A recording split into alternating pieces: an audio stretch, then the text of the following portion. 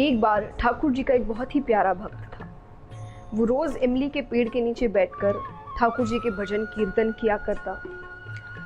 उसी रास्ते से एक दिन नारद जी जा रहे थे। वो उस भक्त को देखते हैं, उससे पूछते हैं, क्या तुम रोज यहीं बैठकर ठाकुर जी का भजन करते हो? भक्त ने कहा, हाँ, पिछले 30 सालों से मैं ऐसा ही कर रहा हूँ। नारद जी बड़े प्रसन्न हुए। उन्होंने कहा कि अभी मैं भगवान से मिलने जा रहा हूँ। अगर तुम कुछ संदेश देना चाहते हो या उनसे कोई बात कहना चाहते हो तो मुझसे कह दो। भक्त ने कहा, बस एक प्रश्न है मेरा कि मुझे भगवान दर्शन कब देंगे? नारद जी ने कहा, ठीक है। वो भगवान के पास जाते हैं, भगवान से प्रश्न पूछते हैं। भगवान ने कहा, उस इमली के पेड़ में जितने पत्ते हैं मैं उतने ही वर्षों बाद उस भक्त को दर्शन दूंगा। नारद जी बड़े उदास हो जाते हैं, नीचे आते हैं। भक्त ने पूछा कि आपने मेरा प्रश्न पूछा क्या? नारद जी ने कहा, छोड़ो वो बात, कभी और करेंगे।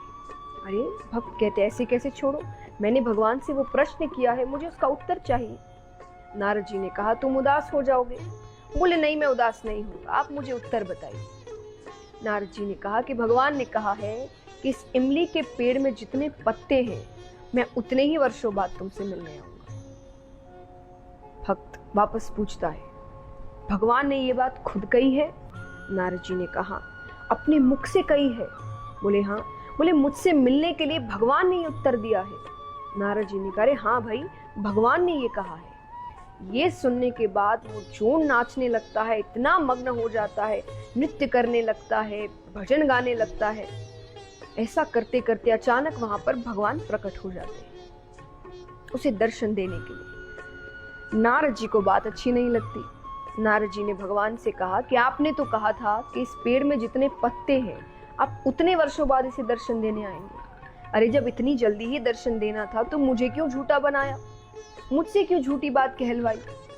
भगवान कहते हैं, मैंने झूठी बात नहीं कहलवाई। जिस गति से, जिस तरीके से वो भक्त जब तुमने प्रश्न किया था मेरी भक्ति कर रहा था, उस गति से तो मैं उतने वर्षों बाद ही उसे दर्शन देने आती। लेकिन जैसे ही उसे ये पता चला कि भले ही वर्षों बाद पर मैं उसे दर्शन देने आऊंगा, जिस गति से, जिस उत्साह से उसने मेरी भक्ति शुरू की, मुझे तुरंत ही आना पड़ा।